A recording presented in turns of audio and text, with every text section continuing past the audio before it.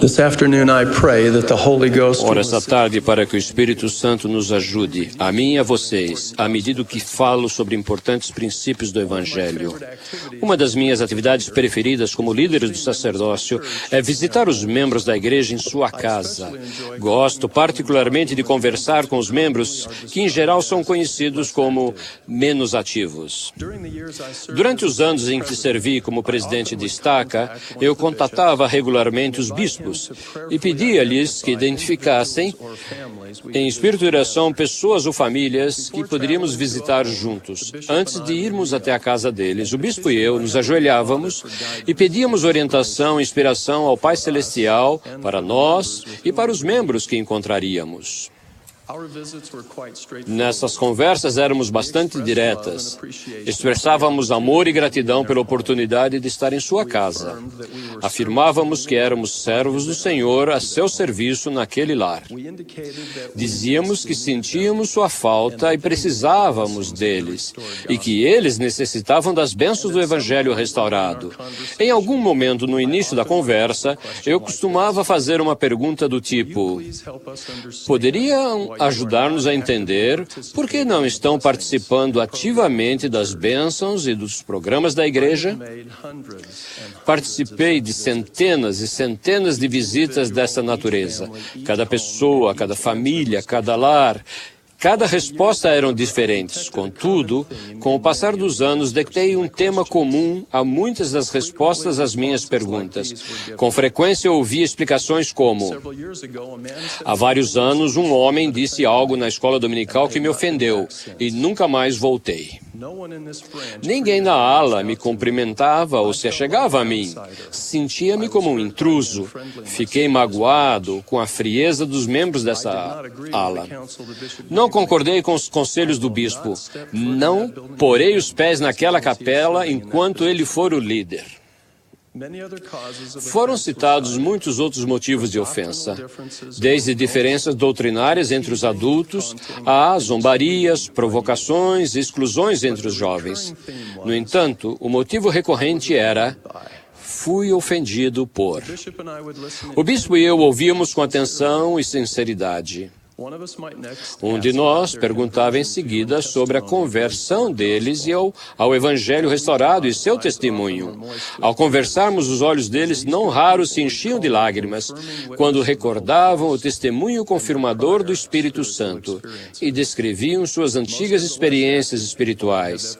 A maioria dos menos ativos que visitei tinha um testemunho perceptível e cálido da veracidade do Evangelho restaurado. Contudo, no momento, não estavam participando das atividades e reuniões da igreja. Então eu dizia algo como: deixe-me ver se compreendi o que aconteceu com vocês.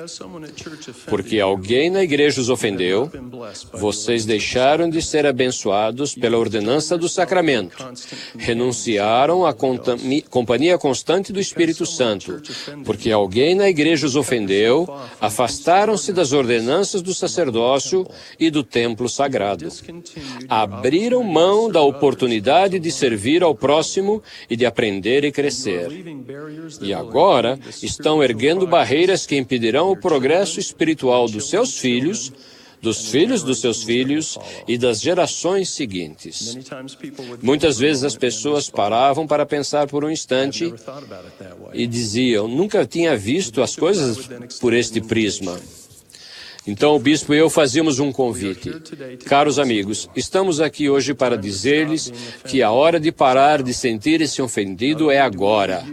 Não só nós precisamos de vocês, mas vocês também precisam das bênçãos do Evangelho restaurado de Jesus Cristo. Por favor, voltem agora. Quando achamos ou dizemos que fomos ofendidos, em geral isso quer dizer que nos sentimos injuriados, maltratados, desprezados ou desrespeitados. Certamente ocorrem coisas irrefletidas, constrangedoras, censuráveis e mesquinhas em nossas interações com outras pessoas que podem levar-nos a sentir-nos ofendidos. Todavia, no fundo, é impossível para uma pessoa ofender outra. Na verdade, achar que alguém nos ofendeu é fundamentalmente falso. Ofender-nos é uma escolha que fazemos, não é uma condição infligida ou imposta a nós por alguém ou por algo. Na grande divisão de todas as criações de Deus, há coisas que agem e outras que recebem a ação. Na condição de filhos e filhas do Pai Celestial, fomos abençoados com o dom do arbítrio moral, a capacidade de agir e escolher de maneira independente. Investido do arbítrio, todos somos agentes e, portanto, devemos primeiramente agir e não só nos submeter à ação. Achar que alguém ou algo pode fazer-nos sentir-nos ofendidos, zangados ou magoados é um insulto ao nosso arbítrio moral e reduz-nos a meros objetos sujeitos à ação.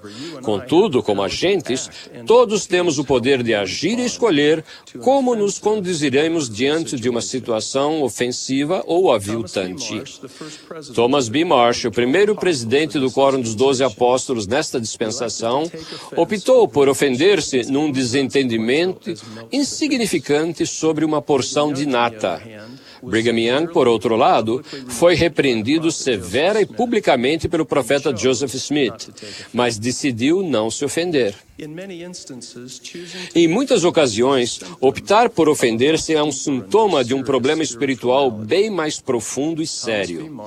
Thomas B. Marsh permitiu-se sofrer a ação, e no final, os resultados foram a apostasia e a infelicidade. Brigham Young foi um agente que exerceu seu arbítrio e procedeu de acordo com os princípios corretos. Assim, tornou-se um instrumento valioso nas mãos do Senhor. O Salvador é o maior exemplo de como devemos reagir a acontecimentos ou situações potencialmente ofensivos. E o mundo, devido à iniquidade, julga-lo-á como uma coisa sem valor. Portanto, o açoitam e ele suporta-o. E ferem-no e ele suporta-o. Sim, cospem nele e ele suporta-o por causa de sua amorosa bondade e longanimidade para com os filhos dos homens. Por meio do poder fortalecedor da expiação de Jesus Cristo, vocês e eu podemos ser abençoados para evitarmos e vencermos as ofensas. Muita paz têm os que amam a tua lei, e para eles não há tropeço. A capacidade de estar imune às ofensas talvez pareça algo além de nosso alcance. Essa faculdade, porém, não está reservada a líderes proeminentes da igreja como Brigham Young. A própria natureza da expiação do Redentor e o propósito da igreja restaurada estão voltados para ajudar-nos a receber precisamente esse tipo de força espiritual. Paulo ensinou aos santos de Éfeso que o Salvador estabeleceu sua igreja para o aperfeiçoamento dos santos, para a obra do ministério, para a edificação do corpo de Cristo, até que todos cheguemos à unidade da fé e ao conhecimento do Filho de Deus, ao homem perfeito, à medida da estatura completa de Cristo. Peço que atentem para o uso da palavra ativa aperfeiçoamento. Conforme descrito pelo elder Neil A. Maxwell, a igreja não é uma clínica de repouso bem equipada para pessoas já aperfeiçoadas. Na realidade, a igreja é um laboratório de aprendizado e uma oficina, na qual adquirimos experiência ao praticarmos uns com os outros o processo contínuo de aperfeiçoar os santos. O elder Maxwell também explicou com sabedoria que neste laboratório de aprendizado dos últimos dias, conhecido como a Igreja Restaurada, os membros constituem o material de estudo, que é essencial para o crescimento e o desenvolvimento. Uma professora visitante aprende seu dever ao servir e amar as suas irmãs da sociedade de socorro. Um professor inexperiente aprende lições preciosas ao ensinar tanto alunos interessados como os desatentos, e assim torna-se um professor mais eficaz. E um novo bispo aprende seu ofício por meio da inspiração e do trabalho conjunto com os membros da ala que o apoiam incondicionalmente, mesmo reconhecendo suas fraquezas humanas. Compreender que a igreja é um laboratório de aprendizado, ajuda-nos a preparar-nos para uma realidade inevitável. De uma forma ou de outra, e mais cedo ou mais tarde, alguém na igreja fará ou dirá algo que poderá ser considerado ofensivo. Um acontecimento desse tipo seguramente se dará com cada um de nós, e com certeza mais de uma vez. Ainda que as pessoas não tenham a intenção de nos insultar ou ofender-nos, pode ser que às vezes ajam de modo irrefletido ou careçam de tato. Nenhum de nós pode controlar as intenções ou comportamento dos outros. Contudo, somos nós que determinamos a maneira como agiremos. Peço que nunca se esqueçam de que todos somos agentes investidos do arbítrio moral e podemos optar por não nos ofendermos. Durante um período conturbado de guerra, ocorreu uma troca de correspondência entre Moroni, o capitão dos exércitos nefita, e Paruan, juiz supremo e governador do país. Moroni, cujas tropas estavam sofrendo devido ao apoio insuficiente das autoridades, escreveu a Paruan a título de recriminação e acusou-o duramente de negligência, indolência e indiferença. Paruan poderia facilmente ter se ressentido com Moroni e sua mensagem, mas preferiu não se ofender. Paruan reagiu de modo compassivo e relatou uma rebelião contra o governo da qual Moroni não tinha ciência. Então respondeu: "Eis que te digo, Moroni, que não me regozijo com vossas grandes aflições. Sim, elas afligem minha alma. E agora, em tua epístola, censuraste-me. Mas isso não importa. Não estou zangado, antes regozijo-me pela grandeza de seu coração." Um dos maiores indicadores da nossa maturidade espiritual é a maneira de reagirmos às fraquezas, à inexperiência e aos atos potencialmente ofensivos dos outros. Ainda que uma coisa, um incidente ou uma expressão pareçam ultrajantes, podemos optar por não nos ofendermos e por dizermos como Paruan: "Não importa." Concluo minha mensagem com dois convites. Primeiro convite: convido-os a aprenderem e aplicar os ensinamentos do Salvador sobre as interações e episódios que podem ser interpretados como ofensivos. Amai os vossos inimigos, bendizei os que vos maldizem, fazei bem aos que vos odeiam, e orai pelos que vos maltratam e vos perseguem. Pois se amardes os que vos amam, que galardão tereis? Não fazem os publicanos também o mesmo? E se saudardes unicamente os vossos irmãos, que fazeis demais? Não fazem os publicanos também assim? Sede, pois, perfeitos, como é perfeito o vosso Pai que está nos céus. É interessante notar que a demonstração "sede vós perfeitos" vem precedida imediatamente de conselhos sobre a forma de agir em resposta a injustiças e ofensas. Está claro que os requisitos rígidos para o aperfeiçoamento dos santos incluem designações que nos põem à prova e nos desafiam.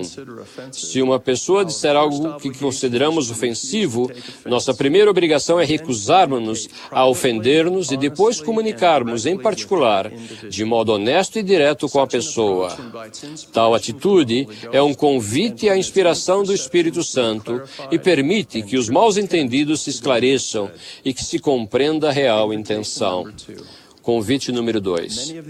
Muitas das pessoas e famílias que mais precisam ouvir esta mensagem sobre a decisão de não se ofender, talvez não estejam participando da conferência conosco hoje.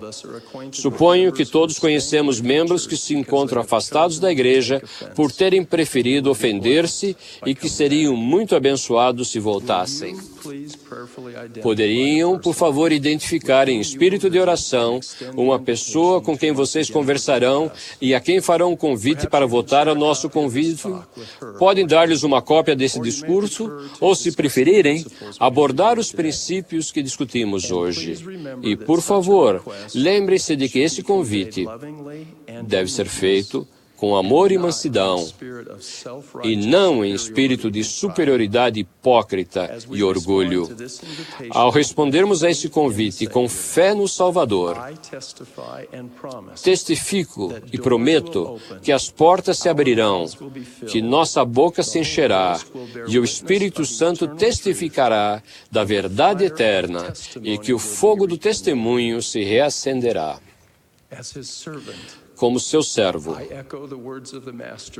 faço ecoar as palavras do Mestre ao declarar: tenho-vos dito essas coisas, para que vos não escandalizeis. Testifico da realidade e divindade de um Salvador vivo e de seu poder de ajudar-nos a evitar e superar as ofensas.